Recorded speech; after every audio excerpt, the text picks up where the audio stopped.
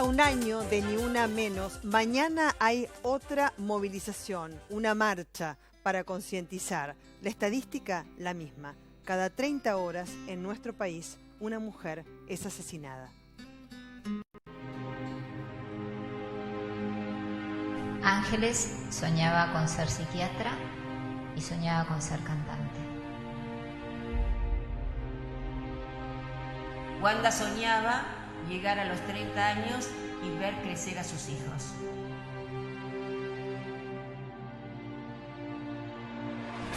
Lilian soñaba con abrir su peluquería para que nada les falte a sus hijos.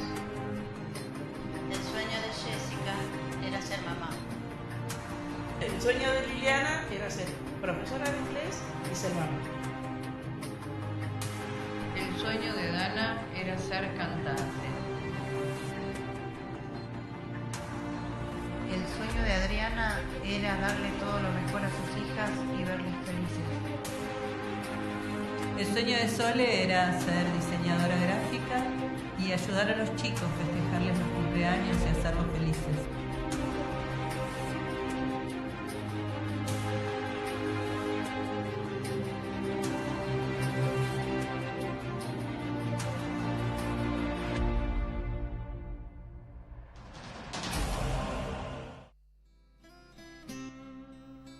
Sandra, ¿qué te pasa cuando escuchas y ves estos testimonios, teniendo en cuenta que vos sufriste la violencia de género cuando apenas tenías 17 años? Desde los 17 hasta los 21 y después reincidí, ¿no?, en la violencia.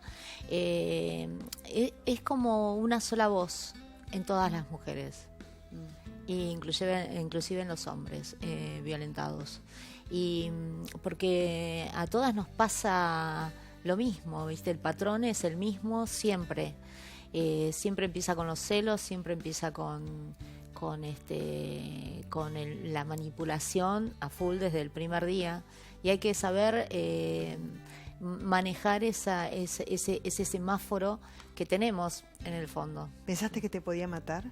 Estuve pensando y me convoqué a Dios en su momento, cuando me violó con la pistola en la cabeza, que anteriormente se le había escapado un tiro y él hasta se asustó, o sea, el gatillo estaba resensible. Claro, y vos dijiste, hay una reincidencia, hay como una adicción. Después hablamos de eso, Sandra, Dale. Porque tengo también otros testimonios de familiares de víctimas de violencia de género en distintos lugares de nuestro país. Leonilda Carrizo es mamá de Sonia Liliana Garabedian. Bienvenida. Gracias por dar tu testimonio. Un testimonio que me da la sensación, no ha podido cicatrizar heridas, ¿no? Vos no has podido, ¿no? No. Curar el alma, ¿no? No, todavía no. No. Tu hija ha sido víctima de violencia de género. Fue víctima de violencia de género y de hecho murió. Sí. ¿No? Y ya vamos para los 6 años. Y vos no podés siquiera ver a tus nietos, ¿no? Tampoco. ¿Y viven con la violencia, quien asesinó a tu hija? Es el que yo supongo. La violencia continúa, ¿no? Esta persona que ejercía violencia sobre mi hija, por ejemplo, no lo deja, cuando él le quitó los hijos a mi hija y se los llevaba para que los viera, pero no dejaba que se acercara al nene, ¿no? Era para causarle más dolor a ella, ¿no? Son psicópatas que disfrutan de eso. Y ahora lo mismo que le hacía a mi hija, me lo hace a mí. No dejarme ver a mis nietos, porque en su psicopatía él disfruta de todo eso. Son personas perversas. Y a la vez van dañando psicológicamente a sus propios hijos. Él es un disfrute que tiene con todo esto. Y además es increíble porque a ella la encontraron a 20 kilómetros de su casa. Exactamente. Y la policía dijo, bueno, pero ella murió porque ella misma se llevó esa muerte, ¿no es cierto? Por hambre y por sed. Es lo que intentan hacernos Intentan creer. esconder mucho, ¿no? Ya me vas a contar esta parte de esta historia. Miriam Zambrano es hermana de Adriana. Bienvenida, buenas noches. Y gracias por dar tu testimonio. Hola, mi nombre es Mercedes Zambrano, la hermana de Miriam Zambrano y la hermana de Adriana, que fue víctima de femicidio. En el 2008, José Manuel Cerda la asesinó a golpes. Y le dieron una condena de 5 años nada más, de los cuales cumplió 2 años y medio. ¿Consideras que no hay justicia, que no hubo para con ella? No. En absoluto. No. La golpeaba con frecuencia, había hecho denuncias. ¿Cuál es esa historia de maltrato en la pareja? No, lo que sí era que la aislaba de la familia, de las amigas. En un principio fue así y cuando ella él tenía una relación paralela, ella decide separarse de él, teniendo la nena, que era muy pequeña. ¿Cuánto tiempo tenía? Y cuando mi hermana murió tenía 8 meses. Una criaturita, sí, muy chiquita. ¿Con quién vive? Ahora actualmente con mi mamá. ¿Con tu mamá? O sí. sea, pudieron establecer que viva con su abuela. Sí, ¿no? Y claro. Tiene visitas con el padre. También, pero sí. ¿Bajo vigilancia? ¿Alguien controla? Sí, está controlada. Miriam Bobadilla es coordinadora de Red Internacional de Periodistas con Visión de Género. Bienvenida, buenas noches. Gracias, buenas noches. Estaba recordando la cifra, la estadística, porque ha pasado un año de la marcha de Ni Una Menos, pero esa estadística no se ha modificado. Lastimosamente, eso da cuenta sí. que todavía tenemos que trabajar muchísimo como sociedad. Desde la Red Internacional de Periodistas con Visión de Género, nuestro trabajo tiene que ver con el periodismo y comunicación. Pugnamos justamente por un tratamiento y visibilidad de estos temas, que mañana va a ser emblemática justamente la convocatoria, pero todos los días muere una mujer. Hoy tenemos que dar lastimosamente cuenta de que 275 mujeres ya no están más con nosotras y 317 niños y niñas han perdido a su madre. Lo que hace nuestra red es continuamente trabajar desde los distintos aspectos, todas las de los distintos ámbitos comunicacionales que tenemos, dar cuenta justamente de esta violencia que sufren las mujeres constantemente, que el extremo es el femicidio, sí. Pero también hay otras circunstancias que tratamos de dar a conocer diariamente. Que son muy penosas, ¿no? Y que cosifican a la mujer. En el caso de Sonia, vos como mamá de ella, ¿advertías que había maltrato en la pareja? ¿Habías sido testigo también de alguna situación de maltrato que ni siquiera vos podías evitar? Estando acá en Buenos Aires, sí, hubo una... Por ejemplo, ella iba a trabajar a veces con moretones, decía que se había golpeado con la alacena, bueno. Después una noche nos llamó, fue cuando cuando ella le había comentado que estaba embarazada de la nena. Sí. Y él le agarró, entró a bañarse mi hija y él entró a la ducha y le empezó a patear la panza. Decía que la nena no era hija de él. Fue cuando mi hija nos llamó a nosotros. Después otra vez yo no estaba y también había habido un problema, que fue mi hija con mi cuñada. Habían ido también a la casa de ella. Y después, yo estando en Catamarca, cuando Liliana le pide el divorcio, ya después de 14 años y medio, le dice que ya no se quería separar, no quería saber más nada. Entonces él viene, la golpea, la golpea, y entonces yo voy a llamar a la policía, dije yo. Bueno, la llamó mi hija a la policía y fue la primera denuncia que ella le hizo. Fue el 13 de noviembre del año 2010. El 12 de diciembre, después de estar desaparecida una semana, la encontramos muerta a Liliana. Y una audiencia también para la tenencia de hijos que nunca llegó. No llegó exactamente porque... Suponemos que ella estuvo retenida en algún lugar para que no se presentara ese viernes. Ella se tenía que presentar el viernes 10 de diciembre. Y por lo que mi hija escribe en un cuaderno, detenida, retenida, ahí para que no se presente. Ella tenía un cuadernito, ¿no? En el cual siempre escribía. Escribía todo. ¿No? Y él le sacó un día el celular y el cuadernito. ¿Qué escribía en el cuadernito? En el cuaderno, después que mi hija muere... No estaba. Se hacen los allanamientos. En la casa de mi hija, el allanamiento da positivo, ¿no? Pero el cuaderno y el celular no estaban. No estaban, claro. Y en la casa donde estaba él, el allanamiento dio negativo. Bueno, pero ahí no describen nada de qué es lo que había en esa casa ni nada. En la casa de mi hija, por suerte, sí describen qué es lo que había. Le digo al fiscal, pídale el teléfono y pídale el cuaderno porque lo tiene él. Y lo tenía él. Entonces el allanamiento que hicieron el día donde estaba él y dio negativo, ¿qué es lo que buscaron los que hicieron el allanamiento? Además, la expareja de tu hija estaba, digamos, muy conectada con la policía. Había varios policías. Después me contás, Sí. en el caso de tu hermana, ¿había señales de que podía pasar esto? ¿Había algo que ustedes advertían? No, la verdad que no. ¿Algún semáforo de esos que se prenden? No. No, la verdad que no, porque como no lo conocíamos mucho a este señor...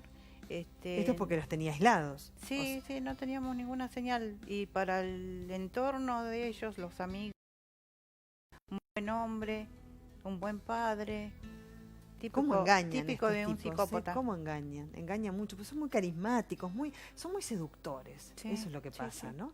¿Durante cuánto tiempo estuvo tu hermana conviviendo con este hombre? Creo que convivieron 3 meses nada más. 3 meses nada sí, más. Sí, estuvieron y después se separaron. Ujú.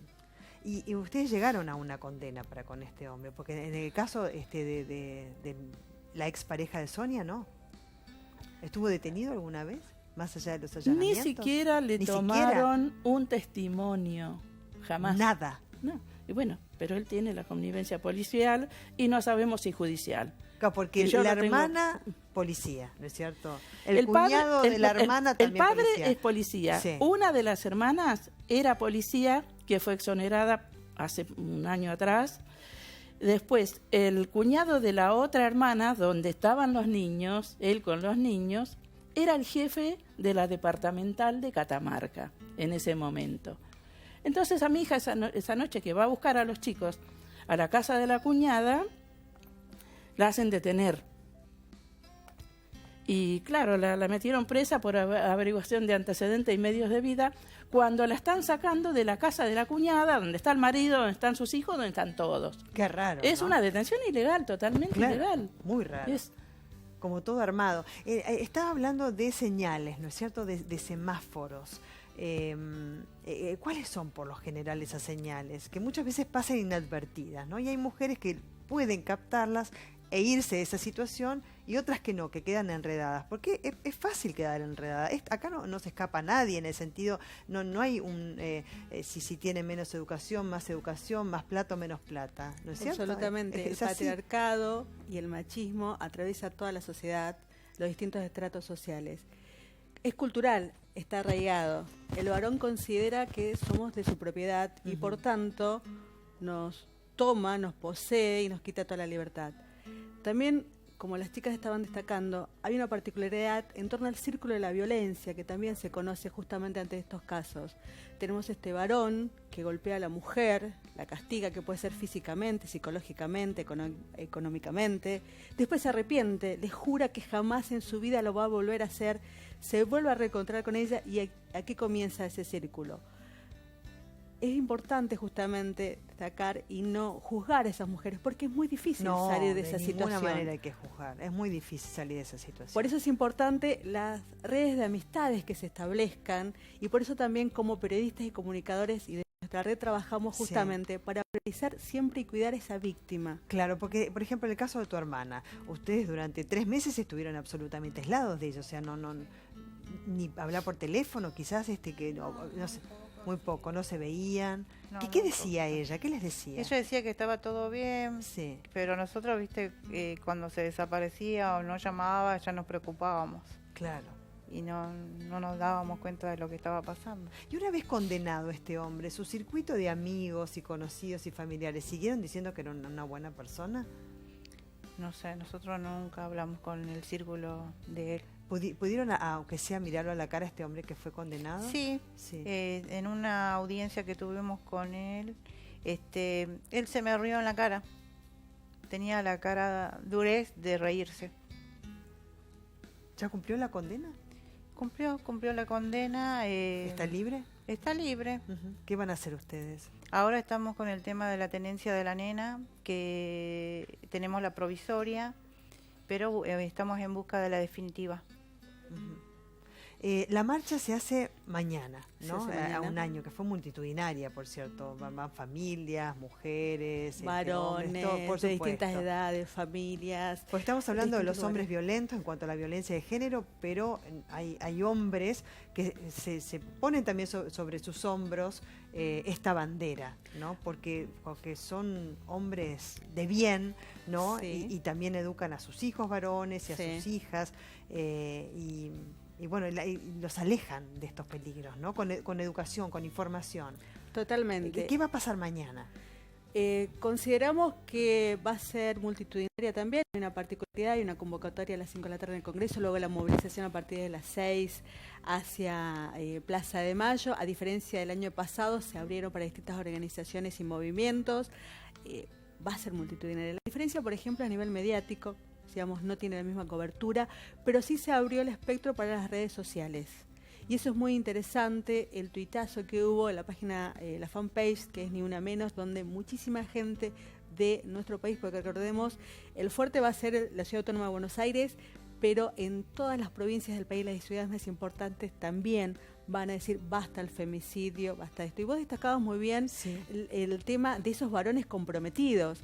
Nosotros, por ejemplo, en el periodismo, y debo destacar a un compañero como es Maximiliano Montenegro, que trabaja en el Diario Popular, que de esta sección justamente policial les da cuenta de estos casos y también de esos abuelos que han tenido que quedarse a cargo de esos nietos o nietas que ya y no tienen algunos su familia. como Lola, que no los podemos ver. Ni siquiera los puede ver. Te deseo justicia en este caso, más allá que ha pasado el tiempo, y que de alguna manera puedas cicatrizar esa herida que te queda en el alma, que te la veo en tus ojos, porque los ojos son el espejo del alma, y yo te estoy viendo ese dolor. Gracias. ¿Vas a ir a la marcha mañana? Sí, por supuesto. ¿Vos también vas a ir? Sí. Bueno, y también que puedan seguir con ese circuito judicial por esa condena tan pobre al lado de lo que hizo, que fue asesinada tu hermana de apenas 5 años. Sí, prisión. nosotros ahora no la tenemos más a mi hermana, pero vamos por todas esas chicas que pueden salir de este círculo de la violencia. Desde ya. Y hay una violencia tan solapada que es psicológica, más allá de los golpes físicos que pueden ser visibles, y a través de una denuncia uno puede decir, bueno, me golpeó acá, me golpeó allá, pero ¿qué pasa con esos golpes en el alma? ¿Qué pasa, por ejemplo, cuando un hombre le propone a una mujer el encierro, ya sea con llave o sin llave, pero encierro al fin? La mantiene aislada respecto a sus amistades. Por ahí le presenta 1 o 2 que saben que son cómplices de lo que hace. Y tampoco permite que esa mujer genere vínculos estrechos, ni con la familia de él, ni con sus amistades, siempre bajo su vigilancia. ¿Y qué pasa cuando uno percibe que este hombre es así y lo pone de manifiesto y lo pone en evidencia, ya sea en privado o públicamente de alguna manera? Pero pongámosle en privado. ¿Saben lo que hace? Huye, se escapa, desaparece, después vuelve porque extraña ante la pérdida, y lo que extraña sobre todo es su adicción de la presa que tanto desea, y después vuelve con lo mismo y vuelve con lo mismo. El tema es romper ese circuito para convertirlo en un círculo virtuoso, no vicioso como era el anterior, pero es muy difícil salir de eso. Enseguida Sandra Villarroel nos va a contar su historia, porque fuera de cámara me decía, ¿sabes qué es una adicción? Y en cámara también lo dijo recién, es una adicción y hay que romper esa adicción. Ya volvemos. Muchísimas gracias a vos tres.